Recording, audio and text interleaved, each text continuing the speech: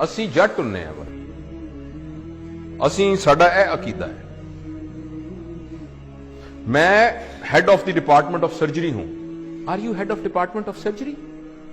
अगर अभी आपका एक्सीडेंट हो जाए, अल्लाह नाम, किसी का एक्सीडेंट हो जाए और उसको हेड इंजरी होके और वो वेंट के ऊपर पड़ा हो, किधर गया head of department of surgery भाईजान?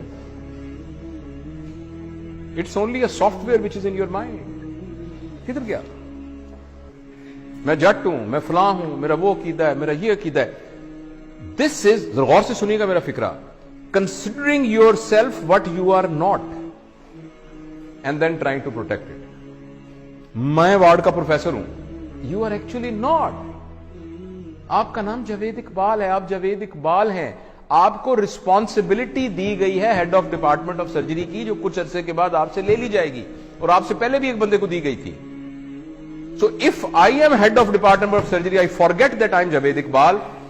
अगर मेरे हेड ऑफ डिपार्टमेंट सर्जरी के ऊपर कोई हट लगा, जरा सा भी दब्बा आया, यानी ये कि मैं कमरे में आया था, उठ के खड़ा नहीं हुआ, ऐसी की तैसी इनकी जरूरत क्या हुई खड़े? इसका नाम ईगो होता है। Ego is protecting your understanding about yourself which you are not. इसका नाम बेइज्जती होता है। थोड़ी देर के लिए आपको पता लग जाए कि मैं हूं क्या, थोड़ी देर के लिए आपको पता लग जाए कि मैं हूं क्या, आपकी सारी ईगो खत्म हो जाए।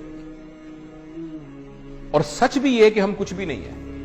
और अगर आप इजाजत दें और थोड़ी देर के लिए ट्राई करना चाहें, मैं जरा मास्क ले लूं क्योंकि मैं आपके जरा करीब आ रहा हूं 6 फुट के डिस्टेंस से। अगर फर्ज करें मैं ऐसे मिसाल के तौर पे कह रहा हूं, आपको सिर्फ यह कहूं कि मुंह आपका बंद कर दूं और नाक भी बंद कर दूं,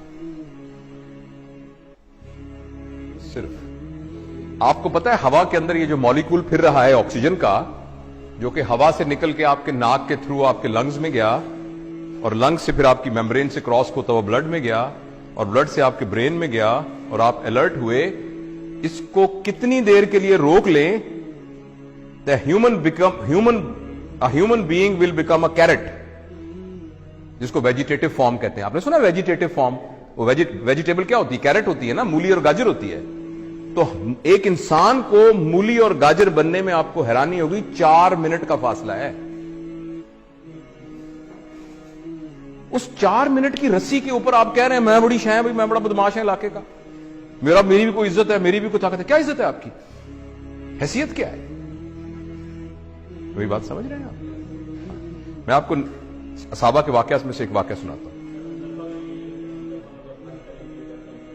हाँ, सारे नीचे पड़े थे। अल्लाह ने तरबियत का एक निजाम बनाया हुआ है। नबी करीम सल्लल्लाहु अलैहि वसल्लम के जमाने के काफी जमाने के बाद, जब लोगों के पास पैसा वैसा आ गया था, थोड़ी हुई थी, तो एक जमाने के पता है हज़रत उस्मान का जमाना था या अली का या बकर का रज़वानुल्लाह अलैहिम अजमाइन, तो किसी बात पर एक सहाबी ने कहा मेरी भी कोई इज्जत है। तो एक सीनियर सहाबी पड़े थे, उन्होंने उनकी दाढ़ी पकड़ ली, कहने लगे तुमने क्या कहा? ये क्या कहा तुमने सुना नहीं? इज्जत तो अल्लाह और अल्लाह के नबी की, तुमने कैसे कह दिया? एक तुमने उसके हाथ काटन काम, वो तबीयत याफ्ता लोग थे, वो टांगे कांपनी शुरू हुई। उसने कहा मुझे माफ करो, ये कैसे मेरे दिल में क्या आ गया? और हम कह रहे हैं मेरी बेइज्जती हो गई क्योंकि मैं वार्ड का असिस्टेंट प्रोफेसर हूं। राइट? जो ट्रू लीडर होता है ना, ट्रू लीडर, वो अपने आप को फॉल्स आइडेंटिफिकेशन से बचा के रखता है।